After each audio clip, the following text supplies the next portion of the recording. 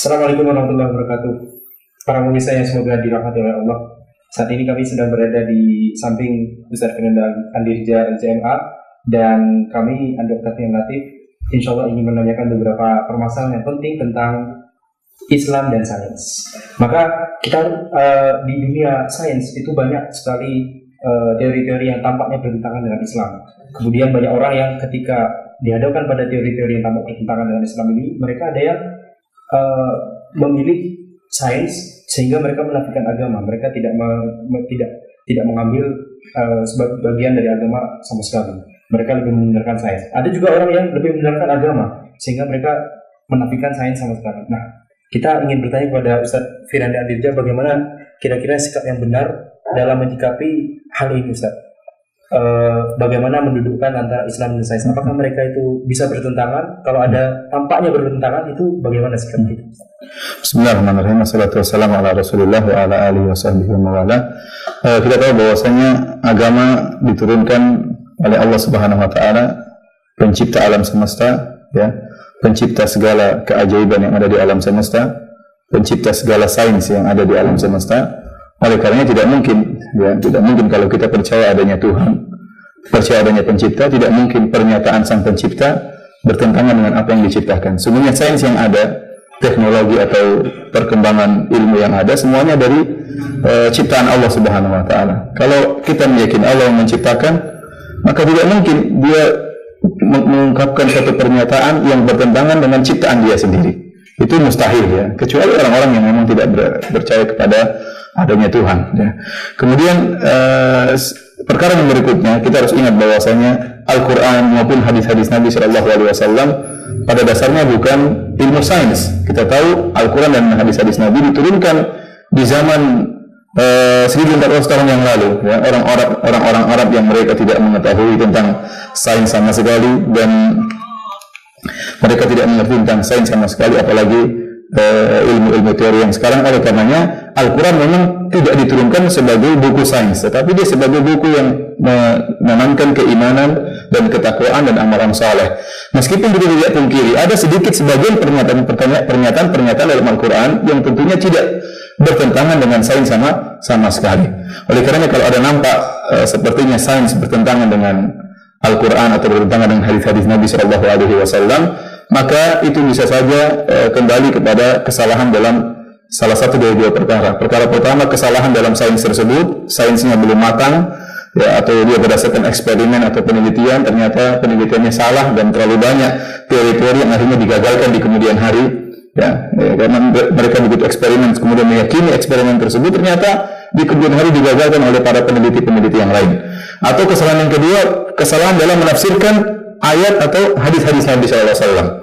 Ya, karena kita lihat banyak ulama-ulama sekarang yang mulai mengkritiki sebagian orang yang memaksa bertakalluf, memaksa yang menafsirkan ayat yang sebenarnya tidak ada hubungan dengan sains, ditafsir-tafsir memaksakan untuk hubungan dengan sains. Akhirnya salah dalam penafsiran, sehingga terkadang kesalahan penafsiran tersebut seakan-akan bertentangan dengan sains. Intinya sebenarnya tidak mungkin terbayangkan adanya pertentangan antara sains dan Al-Quran, karena semuanya bersumber dari sumber yang sama, dari pencipta alam semesta ini, yaitu Allah Subhanahu wa taala. Nah, Ustaz, kemudian ada pertanyaan yang juga tidak kalah pentingnya, Ustaz, yang banyak disalahpahami oleh banyak dari kalangan ilmuwan dan kemudian banyak dari para pelajar sains yang terjebak dalam hal ini, yaitu ketika misalnya di sains itu ada hubungan sebab akibat, misalnya awan menyebabkan terjadinya hujan dan sebagainya, kemudian karena ada gaya kemudian partikelnya bisa bergerak, gayanya bisa bergerak dan sebagainya.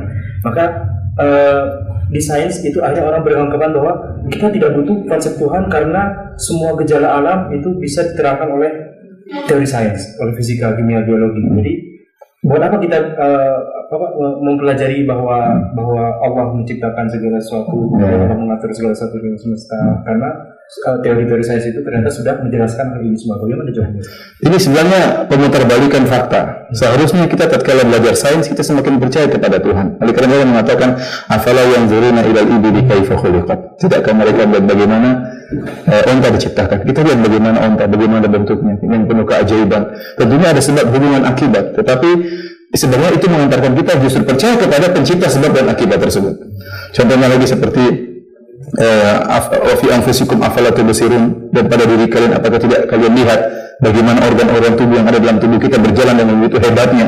Kalau ada yang rusak, lihat bagaimana para dokter pusing untuk mencari ganti dari partikel atau organ yang rusak tersebut. Semua ini mengantarakan bahwasanya sungguh luar biasa maha suci Allah yang menciptakan alam, menciptakan manusia dan menciptakan hewan-hewan dan menciptakan sebab dan akibat. Sekarang mereka para ahli fisika atau saintis yang mereka ingin memisahkan atau menjadikan Allah tidak punya peran dalam terjadi proses yang terjadi dalam alam semesta, sehingga mereka mengatakan kita sudah mengetahui sebab dan kita mengetahui akibatnya. Sekarang kita bertanya kepada mereka, yang menciptakan sebab siapa? Ya, kalau ada sebab-sebab mengakibatkan, oke. Tapi yang menimbulkan sebab ini siapa? Kok akibatnya demikian? Yang ngatur siapa?